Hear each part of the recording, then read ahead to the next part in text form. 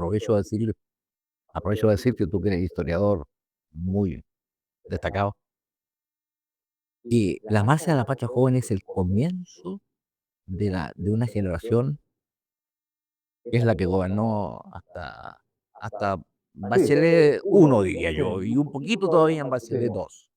No hay ninguna generación tan persistente en el en su tiempo. vigencia en el país Sí, en nuestra historia. sí, Ni la de los decenios liberales, ni la de decenios conservadores. Eso es lo que imaginábamos igual a que iban a fundar y bueno, sí. fue quebrada después por la situación que vino después. Pero esta es la generación de mayor vigencia en la historia Mm. del país. Y bueno, en tu generación, la Revolución a la Libertad generó una enorme cantidad de expectativas, eh, pero finalmente eh, una parte de tu generación terminó fundando el MAPU. Eh, Ahí, ¿cuál es tu visión? Esto, claro, si yo lo miro desde la perspectiva de un profesor de historia, yo puedo decir, mira, eso era un problema como estructural, sistémico, vinculado a las transformaciones en la Iglesia Católica, a ciertos elementos teóricos, como por ejemplo en esa época el diálogo entre cristianos y marxistas, Roger Garodí, las experiencias de las reformas universitarias eh, y la Revolución Cubana, por supuesto.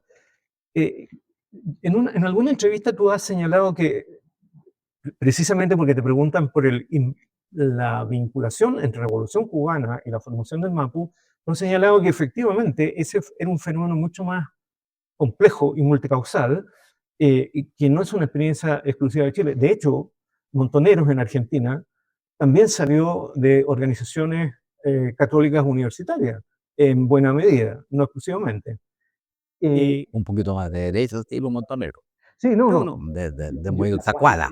yo, Sí, sí, yo sí, sí. sé, pero de Pero de alguna alguna manera manera también también está el está el tema tema en en esa esa generación de generación de Oscuras Oscuras Villeros Villero. y todo el tema de la transformación de la iglesia.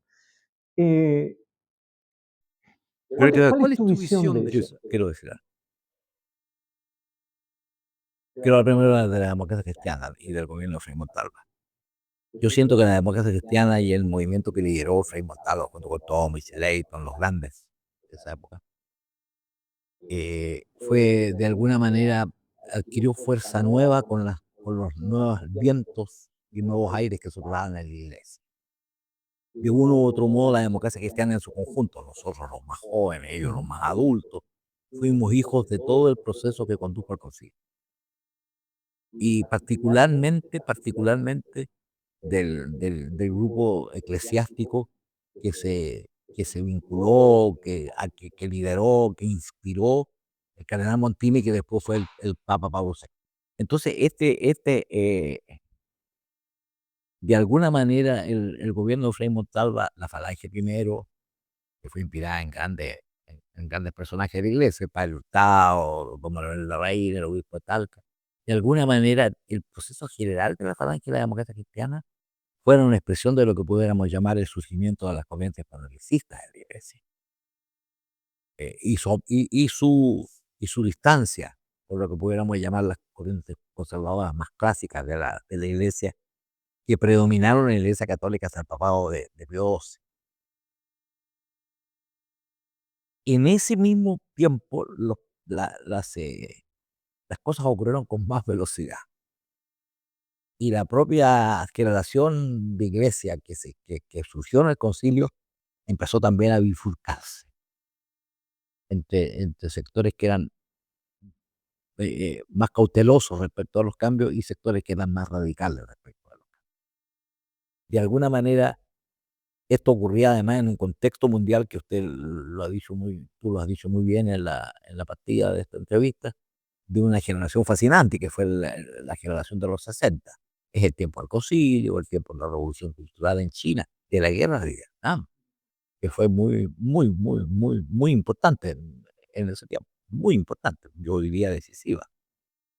En América Latina la revolución cubana, eh, y de alguna manera un cierto encuentro inédito, intelectual primero y después político, entre las corrientes más abiertas del marxismo y las corrientes más radicales de la teología. Ese que es todo lo que después, bajo el patrocinio intelectual de Gustavo Gutiérrez, recién fallecido en Lima, llamamos la teología de liberación. Y de alguna manera, a la sombra de esa situación interna de la iglesia y de la política, fue surgiendo también corrientes más radicales en la democracia.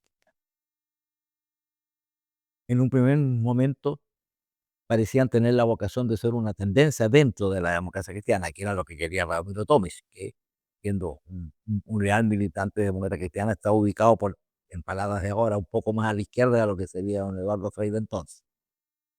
Pero la verdad es que nosotros empezamos a sufrir la suerte que sufrieron muchos movimientos de juveniles cristianos en América Latina.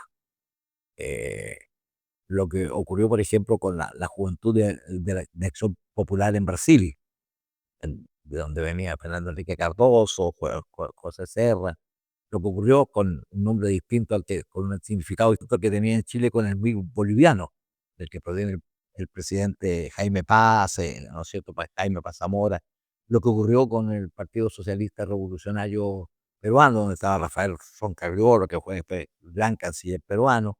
Éramos todos de una misma generación de la Juventud Demócrata Cristiana que evolucionábamos hacia la izquierda. Y un grupo, no toda la generación que era lo que pudiéramos llamar la izquierda dentro de la democracia cristiana, pero un grupo de esa generación optó por salir del partido.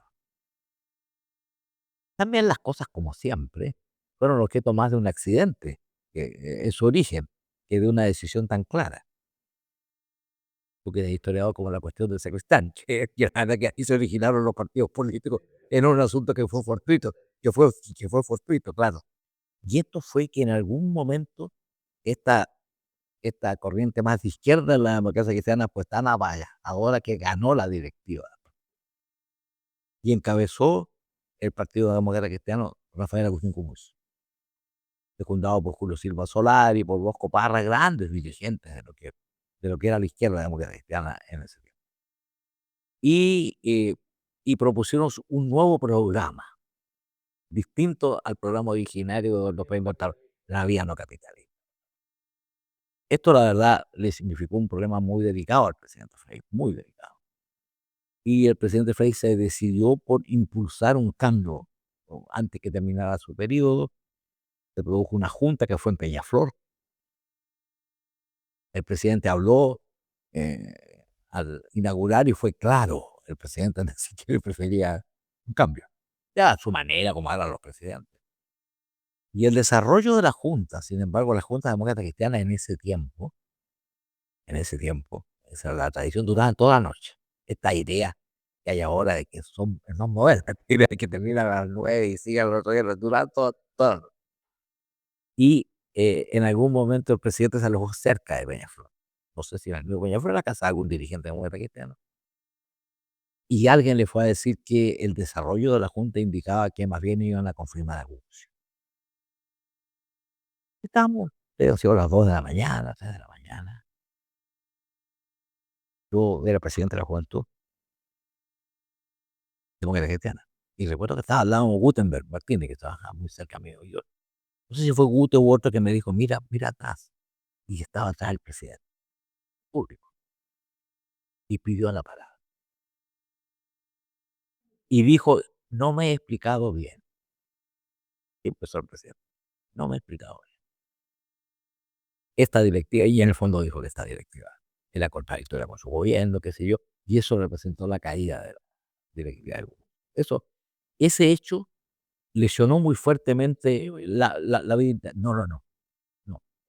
No quiso el erwinismo, el freísmo de ese tiempo, no quiso poner un hombre fuerte de su sector, como había sido un Patricio, y puso un hombre con más respeto transversal, que fue don Jaime Castillo Velasco, y asumió don Jaime Castillo.